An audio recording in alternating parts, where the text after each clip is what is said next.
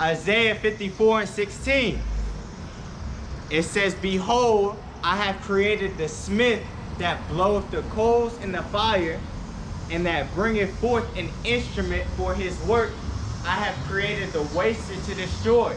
Right? So the Most High created the smith that bloweth the coals in the fire. So he created the person that makes weapons, right? That creates these weapons, right? Especially this ICBM, right? This intercontinental ballistic missile, right? It says, behold, I have created the smith that bloweth the coals in the fire, and that bringeth forth an instrument for his work. And I have created the waster to destroy. And who's that waster? That waster is that nuclear missile, right? So what? When these ICBM missiles get launched through the four corners of the earth, right? That was the judgment of the Most High. He created them so they can fall on people's heads, right? And the Most High deals with judgment. Let's get that one. When you say the nuclear weapons? Yes, sir. Nuclear weapons. I'm trying to... I thought I heard something else. What you know about the Bible? I know this one. I know everything. This is Zephaniah 3 and 5. Zephaniah 3 and 5. It says, the just Lord is in the midst thereof. So what? He's not afar off. He's not up in the heavens just seeing what we're doing, right? And just pondering our ways, right? He executes things on the earth. Everywhere. It says, he will not do iniquity. Iniquity means sin upon sin. Every morning doth he bring his judgment to light. When you wake up and somebody got hit by a car and they died, that was judgment of the Most High, right? He faileth not. So if he wants somebody to be killed, he's gonna kill them. If he wants somebody that their legs get broke, or they're skydiving and their parachute doesn't open, that was the Most High doing that. But the unjust knoweth no shame. Another thing about that Bible, right? It says that, you know, it seems like the people that were most wicked live long. Oh yeah. Yeah. See, sometimes we call it home because like, okay, remember the woman that people that talked to, and then it says, surely today you'll be in heaven with me. Oh yeah. Surely you'll be in heaven with me. And then Peter was transcended somewhere else. But no one, sure, God called him. He confessed God's name. More faith than anybody. God has seen. His Father, more righteous than anybody has seen. He called him home right then. We want him there right there with him right then. Let me get where you was talking about where you was talking about how the wicked, some of the wicked, they live longer in them. This is Job 21, and I'll start at 1. It says, but Job answered and said, hear diligently my speech, and let this be your consolations. Suffer me that I may speak, and after that I have spoken, mock on. As for me, is my complaint to man, and if it were so, why should not my spirit be troubled? Mark me and be astonished, and lay your hand upon your mouth. Even when I remember, I am afraid, and trembling taketh hold on my flesh, right? And this is the point right here where you was talking. It says, wherefore do the wicked live, become old, yea, are mighty in power, right? It says their seed is established in their sight with them, and their offspring before their eyes. So they see, even these wicked, namely the Edomites, the Caucasians, right? They see their, they grow up, they see their children grow up, and they see their grandchildren grow up, right? But then for Negroes, Latinos, and Native Americans, we had this saying in the world, right? Before I got into this truth, where it'd be like, oh, we made it to 17, like we really survived, and we lived 17 years old, right? Or somebody, If they're 21, they're like, all I got to do is make it to 25, right? And that's a short life, right? Yeah. It says, their seed is established in their sight with them, and their offspring before their eyes. Their houses are safe from fear, right? Because what? They're not troubled by anything, you know? They don't know, they're not living in the bad parts of town, right? They don't have to go through different dealings. They don't have to deal with the wickedness of their people. They segregate that out, you know? High blood pressure and all that. It says, but still though, back in the old days, okay. I mean, you know, you're in and out, but all that was happening way back, but it wasn't that they were dying at 17. They could live to be 70. It seemed like the wicked would live to be 100 or something. You know what I'm saying? Oh, because what they're actually living. What we're doing, we're not living. We're actually servants under them. You know, we're POWs, you know? We're actually slaves in this society, you know? It says, their houses are safe from fear, neither is the rod of God upon them, because what? They're not being punished for their wickedness, right? It says, their bull gendereth and faileth not, their cow calveth and casteth not her calf, right? Like anything they do is prospering, right? That's what it means.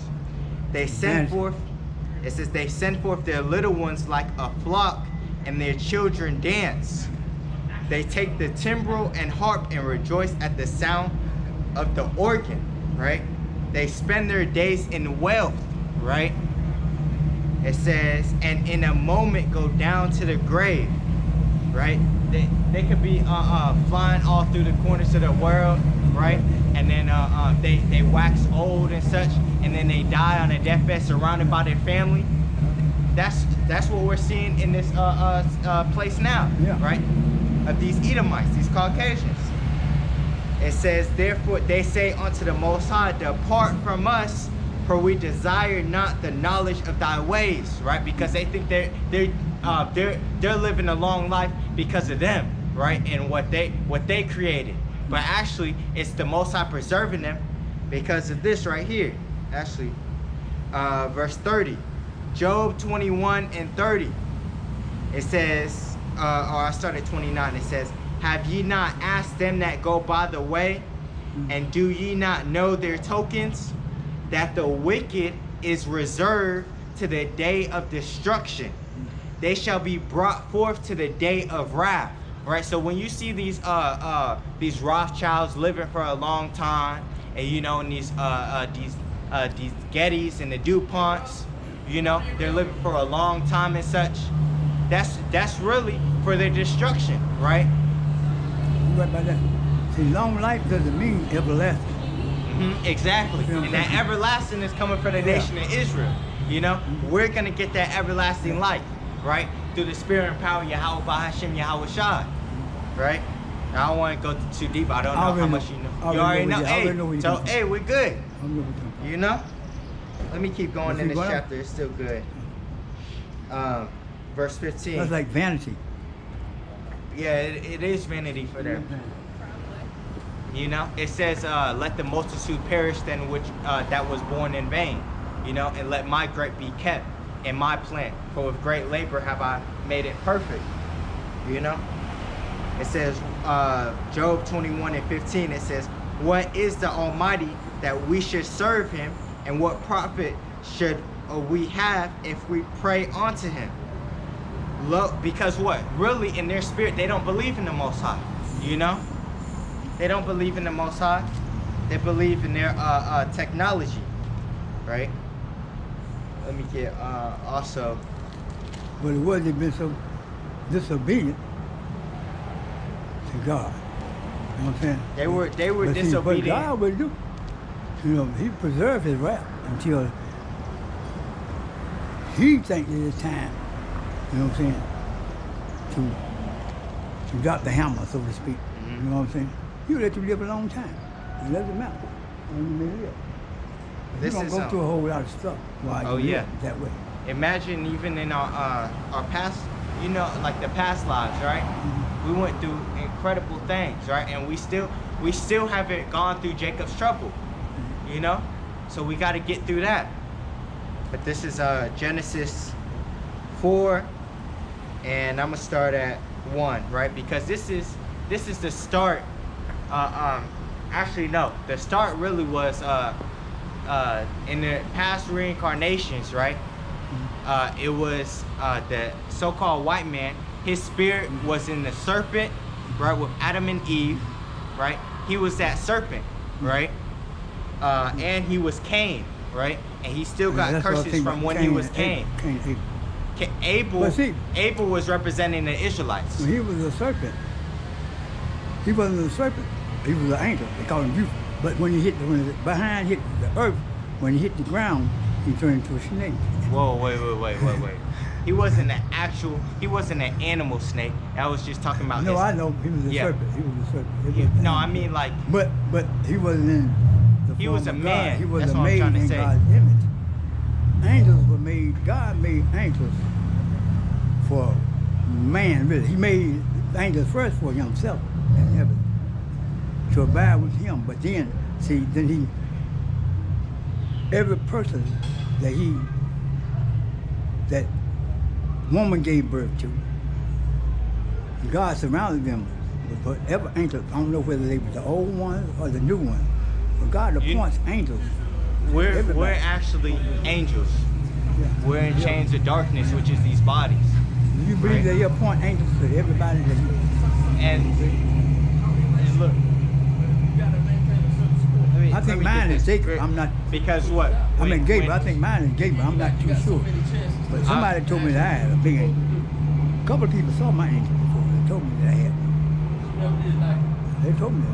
Let me get the scriptures. Let me explain this thing. Right? Well, it says the angel of the Lord encampeth around them that fear Him. Right? So what? Even what?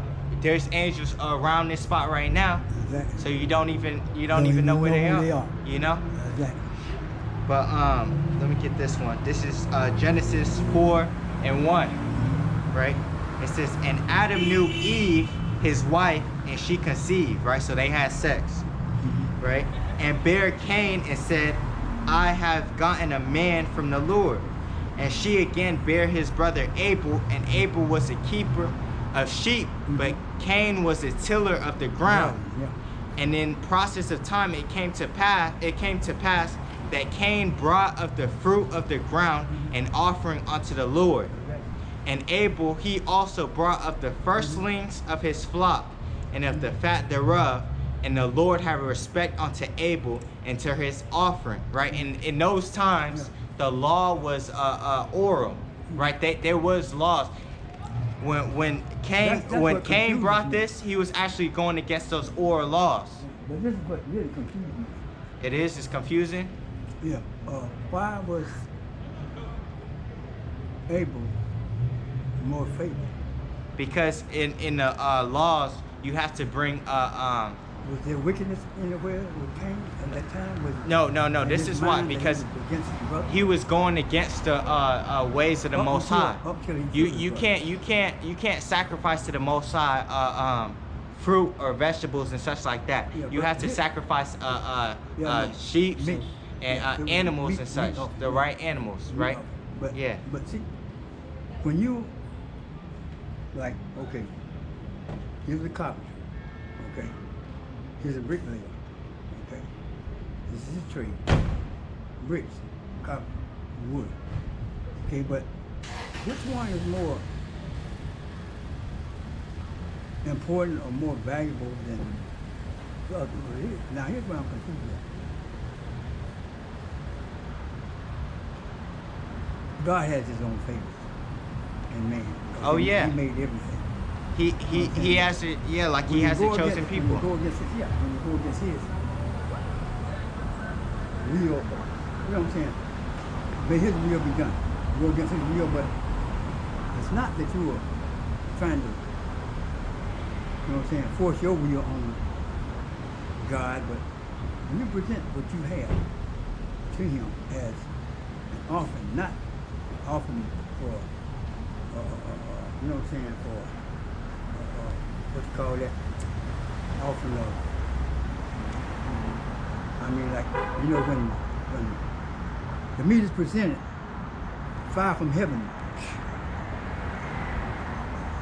burn Okay. the meat. You don't put the fire to it. But still, that's what I'm saying. He did that in some cases. But here's what I'm saying. Up until Cain killed Abel,